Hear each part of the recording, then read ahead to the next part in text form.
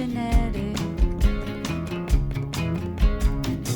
Looking for that extra chromosome. Hello and welcome to the If We Knew Then podcast. I'm Stephen Socks. And I'm Lori Socks. It's October. Happy Down Syndrome Awareness Month. I was just thinking the other day how much I love that it's in October because right now we're feeling that change of season. It's fall now and everything's getting a little cooler. Pumpkin spice is in the stores.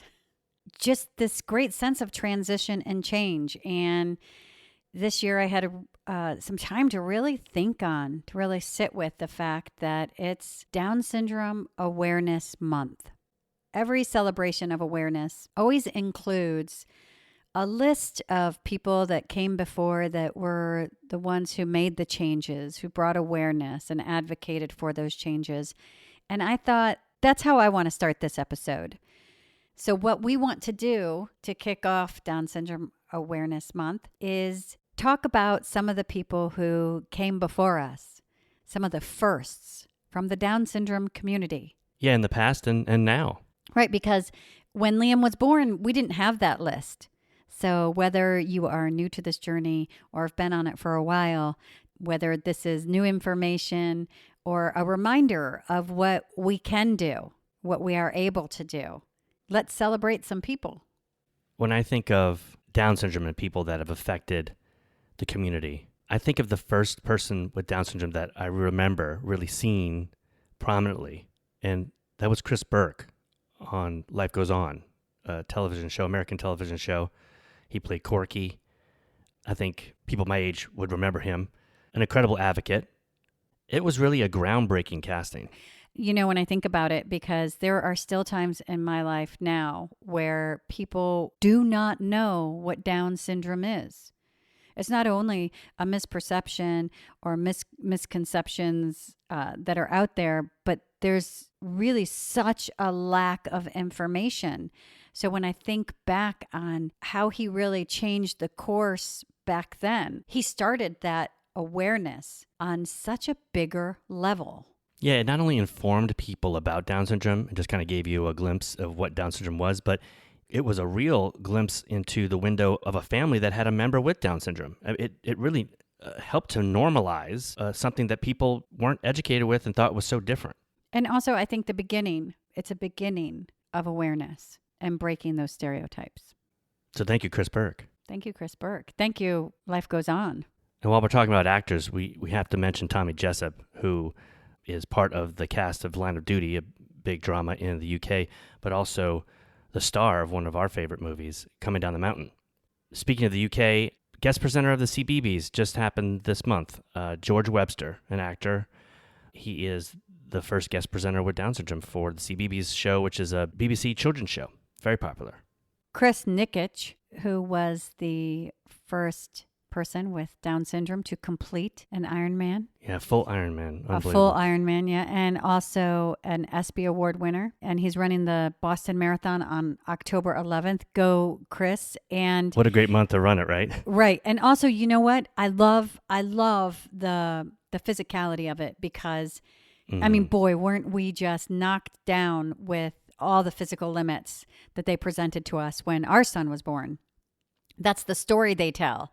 Well, low tone, they're never going to be able to do this. They're never going to be able to do that. They're never going to be able to do this. And remember the fear I had that I wasn't going to be able to throw the ball with Liam? Oh, goodness. Like there was no athletics going to be involved in this whole experience, right? Right. And this is what social media is so good for, is getting those stories out that we might not know. So then the false stories that we get kind of take seed and grow because we don't see anything different. So I love it. I love the breaking down of barriers that these first do. And I know we're going to miss some stories. There's so many more stories out there to be told, and we invite everybody to share them. Well, I just heard about on social media, Laxandra Locas, I believe, her brother reached out just to talk about what she has done, and I had seen it earlier that she signed a contract to act in the Greek National Theater. She was the first person with Down syndrome to be a professional actor in their theater, and I'd love to reach out to them. It sounds exciting. Absolutely. You know, and again, how many of those misperceptions that breaks down? I mean, just articulation, cognitive. Obviously, Alexandra can read. It's changing the narrative. She's changing the narrative. Jake Pratt who was on our show, was on the high school football team. He's a college graduate. Just passed his driver's license test. Yes. So when they tell you your child will never drive, and you think that because honestly, He got 100%. Right. And he passed his driver's license test with 100%. So when they tell you your child will never drive a car, you can look at them and say, we'll see. And he's a full-time employee at UPS. Yes, he is. It was fantastic. He also had 2 jobs at once. He held down 2 jobs at the same time. Yeah, the golf course. Right? I think of Frank Stevens and that 2017 the video of him speaking to Congress. Yeah. Oh, beautiful. Game changer. And that, I think that was really brought attention to the masses.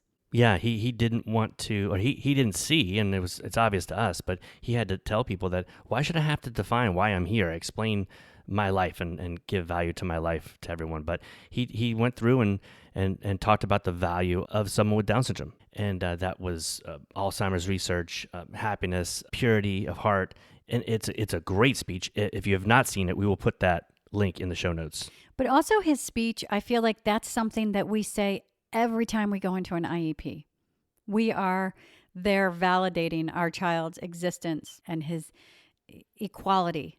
We're validating him. We're having to prove. I'm constantly being asked to prove. Mm-hmm. And watching that speech reminds us that we don't have to prove who we are to anybody but ourselves. That's everybody. And we shouldn't be made to prove our value because our life has a value. And it's not that Frank is just lovable, but the amount of love and compassion and empathy that he brings does differ from a neurotypical mind that gets hung up in the ego, or what I do is, how are they going to feel if I do this? That, how am I learned so much from my son about what love is, and love isn't loving on a contingency plan. Love isn't loving if it's going to get me something, or not loving if I think it might make me look bad. Love is love. And that's what I learned. Love is love. And that's what my son teaches me. And the great thing is he teaches me that, but he's a full person.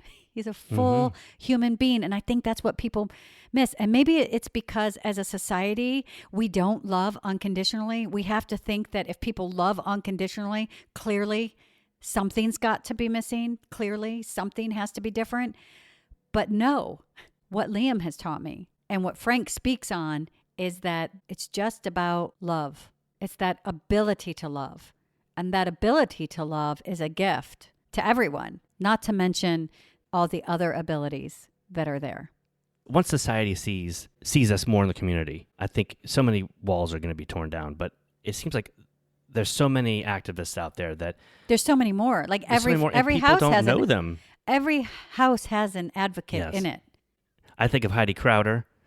We had her and her mom on. She's in a big fight with the UK's discriminatory laws. She's an advocate, disability advocate, and they're going to go to the high courts. Yeah, she's fighting for the equality of the unborn child with Down syndrome, that their life is valued just as much as every other life. Caden Cox was the first person to score a point in a college football game. That just happened. Hocking College in Ohio. I kicked an extra point, and that was pretty fabulous. I saw that on the internet. And around the same time, I saw Logan Standifer. He plays the drums for Jasper High School marching band in Jasper, Alabama, and a phenomenal video there, too. What about Abigail Adams? Let's get some woman power in here. Girl power, woman power. She's Abigail the Advocate. She's a public speaker, a triathlete. She's the first woman with Down syndrome to complete a triathlon. And Jod Issa, who we have not met, but we have met his son. Sadr. Mm-hmm. And we had him on maybe a year ago. He was raised by his father, Jod. He's from Syria. And he, at the time of talking to him, he was in dentistry school. And I reached out to him. He has completed his instruction and took his tests, and he's waiting on his final grades. Sadr is a beautiful human. Mm-hmm. He's a loving human being. He's so kind. Just speaking to him, what a rich, beautiful life. And he's the first person that we've talked to who was raised by an individual with Down syndrome. His father has Down syndrome. And I could go down the list: driving license, health, athletics, getting married, having kids. Those are all the things they told me that my son will never do. And to meet a child whose father has Down syndrome and to see that beautiful love and empathy, how that affected, how he was affected, who he became by being raised under that guise of unconditional love. Some of the stories he spoke about his father. That was a game changer to me, that interview. Grace Strobel. Yeah, she's a model from St. Louis. Also, Ellie Goldstein's a model. She's the Gucci Cosmetics model. She's from Essex, England. There's also Madeline Stewart, who's a runway model. She's walked all over. She's catwalked all over the world. Dubai, Russian Fashion Week, New York, Paris, London Fashion Week. Pretty fantastic. And I feel like it's the arts. Like there's so much more inclusion and celebration of individuality in the arts. And I think that we all know the importance of the arts. Unfortunately, the arts get cut from our schools, and that impact is great. But it's also great because you see that is something that does really plant that seed of expression and individuality, and how important and beautiful that is. Mm-hmm. We're waiting for that to catch on to, the other areas of society. That celebration. I love the stories. Paula Sage is a Scottish actress. She is a BAFTA winner for the 2003 film Afterlife. Jamie Brewer. Also an actress, American Horror Story. Lauren Potter was an actress on Glee. Judith Scott, she's an artist and a sculptor. Yeah, she's fantastic. I looked her up and saw some of the things that she had done. She had worked on sculpting with just fun materials and just brilliant. She was just brilliant. I just came across Colette DeVito, who is a founder of Coletti's Cookies out of Boston, and a wonderful entrepreneur who shows, expression through art is wonderful, but I guess there's art in baking as well, but to be a business owner. Baking is also science. That's true. Baking is a science, because you try to make some banana bread and it is not easy. And I think there are, I've read this last year, so many different businesses that are being created by individuals with Down syndrome or for individuals with Down syndrome, and that is where we're taking the lead. We're saying, all right, if you're not going to employ us, then we'll just make our own business. But I don't understand why people don't get that.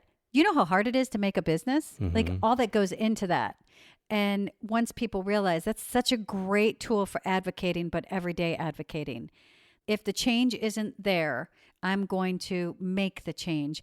It was like when we spoke with Steve Gustafson of 10,000 Maniacs, and his parents did that. His parents didn't have the placement, the independent living. They created that for their daughter because it wasn't there. And that's what we do as a community. And during Down Syndrome Awareness Month, we need to remember that's what we do. That's what we're able to do. And we're doing it. There's so many ways to advocate. Right. Karen Gaffney is someone that I should have known. I should have known this person. She's a long-distance swimmer and an advocate. She is from Portland, Oregon. Graduated from Portland Community College in 2001 with an Associate of Science degree and a Teacher's Aid certificate. She swam San Francisco Bay, the Alcatraz. She's done that part of that triathlon multiple times. And she's the first living person with Down syndrome to receive an honorary doctorate degree.